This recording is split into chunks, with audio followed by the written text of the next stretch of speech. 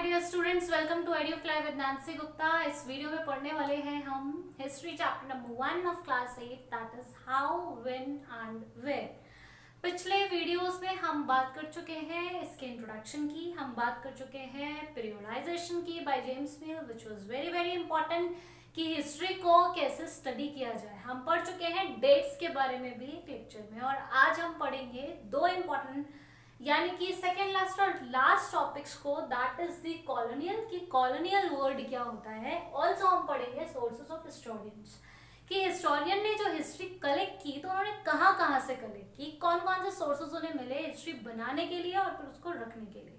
Okay, तो शुरू करते हैं फ्रॉम कॉलोनियल। चिल्ड्रन, कॉलोनियल क्या होता है? बहुत ये वर्ड आपको कई बार मिलेगा बच्चों, अपने बुक में भी मिलेगा, आगे आने वाली क्लासेस में भी मिलेगा। कॉलोनियल क्या होता है कि जब आप पर इंडिया पर, चलिए मैं इंडिया से आपको समझाती हूँ कि जब इंडिया पर ब्रिटिश राज ने कब्जा कर लिया था ना, तो उस रूल को हमने कहा कॉलोनियल रूल, यानी कि उन्होंने अपनी कॉलोनी स्टैब्लिश, इसको इसलिए भी कहा जाता है कि उन्होंने अपनी कॉलोनी स्टैब्लिश कर ली थी।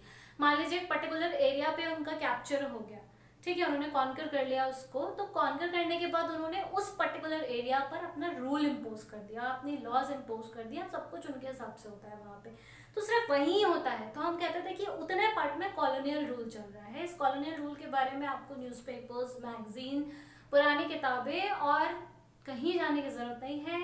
क्लास 8 की हिस्ट्री में ही आपको सारे चैप्टर्स में यही सब पढ़ने को मिलेगा। ओके, अब आते हैं कि सोर्सेज ऑफ हिस्टोरियन की। जब हम बात कर रहे थे हमारे हिस्ट्री की, या अलग अलग जगहों से हम हिस्ट्री को कलेक्ट करने में जुट गए पहले, और फिर हमने इवेंट्स के हिसाब से, इश्यूज के हिसाब से डेट को सेट करना शुरू कर दिया।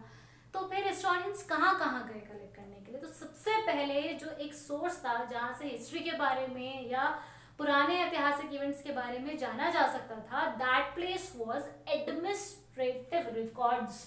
सी एडमिनिस्ट्रेटिव रिकॉर्ड्स, आपके बुक में ये लिखा हुआ है एडमिनिस्ट्रेशन प्रोड्यूस रिकॉर्ड्स, ठीक है। तो उस वक्त क्या था, देखिए ब्रिटिशर्स की कुछ बातें बहुत अच्छी थी जो वो भारत को देके गए, उसको आप गिफ्ट की तरह समझ लीजिए। उसमें से एक गिफ्ट था ये एडमिनिस्ट्रेटिव रिकॉर्ड्स। एडमिनिस्ट्रेटिव रिकॉर्ड्स क्या होते हैं, मैं आपको ऐसे ही समझा देती हूँ कि आप अपने स्कूल में जब पढ़ते हैं तो एक टीचर एक अटेंडेंस रजिस्टर रखता है, ओके उसके अलावा आप लोगों का एक रिकॉर्ड रजिस्टर भी रखता है, उसके अलावा आपके टेस्ट स्कोर्स भी रिकॉर्ड में रखे जाते हैं, आपके एग्जाम्स के मार्क्स भी रिकॉर्ड में रखे जाते हैं। क्यों?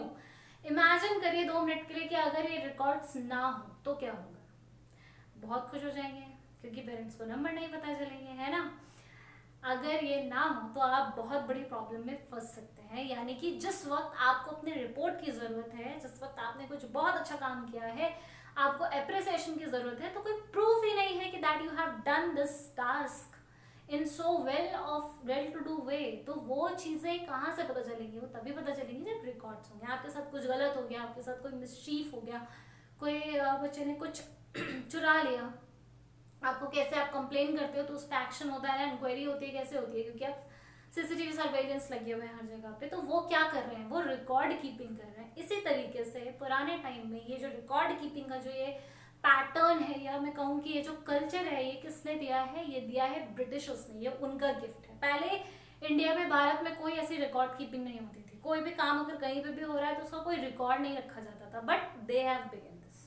तो वहां से जाके हमें चीजें कलेक्ट करने में आसानी हो गई। देखिए, Britishers act of writing, they believe, they emphasise, they keep importance, ये इम्पोर्टेंट मानते थे वो कि हर वो चीज जो हो रही है, ब्रिटिशर्स मानते थे कि हर वो चीज जो हो रही है उसको एक एक्ट ऑफ राइटिंग के तहत लिखना शुरू करिए, ठीक है, उसको लिख के रखो कहीं पे। तो वो एक्ट ऑफ राइटिंग को बहुत इंपॉर्टेंट मानते थे, बहुत इंपॉर्टेंस देते थे। फिर अब क्या क्या लिखेंगे? तो क्या लिखेंगे? हर वो प्लान जो उन्होंने बनाया है भारत के लिए, हर वो पॉलिसी जो उन्होंने इम्पोज की है हम पर, हर वो डिसीजन जो लिया है, या कोई एग्रीमेंट हुआ है, या कोई इन्वेस्टिगेशन हुई है, हर चीज को लिखना है, हर चीज को नीड टू बी रिटन, ठीक है, हर चीज लिखी जाएगी।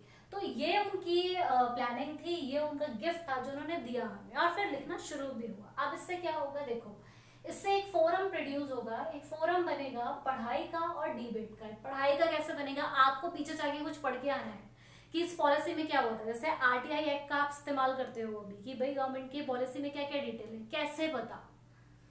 कैसे बताती है आरटीआई? लिखा हुआ है ना कहीं पे, वहीं से तो बताती है। तो ऐसे ही इन्होंने कहा कि फोरम ऑफ स्टडी बनेगा ये, और वो बन गया। तो जो चीज जब लिखी हुई है और आपको पिछला क्या हुआ था वो जानना है, तो आप कहीं लिखा होगा तभी जान पाएंगे। तो उस तरीके से स्टडी हो रही थी, प्लस डिबेट्स हो रही थी कि देखो ये हुआ था। अब आप कैसे पता ये हुआ था? लिखा है, साइन है। तो जब लिखा है, साइन है और कुछ गलत हुआ है तो उस पर तर्क वितर्क भी हो सकता है, डिबेट्स भी हो सकती है, चीजें अगली बार के लिए सुधारी भी जा सकती हैं। देन नेक्स्ट देखो, culture of memos, notings and reports. आप रसीद लेकर आते हो, कभी कुछ लेने जाते हो, वो भी एक राइटिंग का ही हिस्सा है। तो धीरे धीरे करके जब लिखना शुरू हुआ, जब हर किसी को समझ में आया कि अच्छा कुछ लिख के रखना है कुछ हुआ तो ऐसे ही रसीद का सिस्टम, या जो आप नोटिंग्स लिखते हो, नोट्स बनाते हो, या किस तरीके का नोटिस प्रोड्यूस करते हो, रिपोर्ट्स बनाते हो, ये सारे कल्चर में धीरे धीरे आने शुरू हो गए।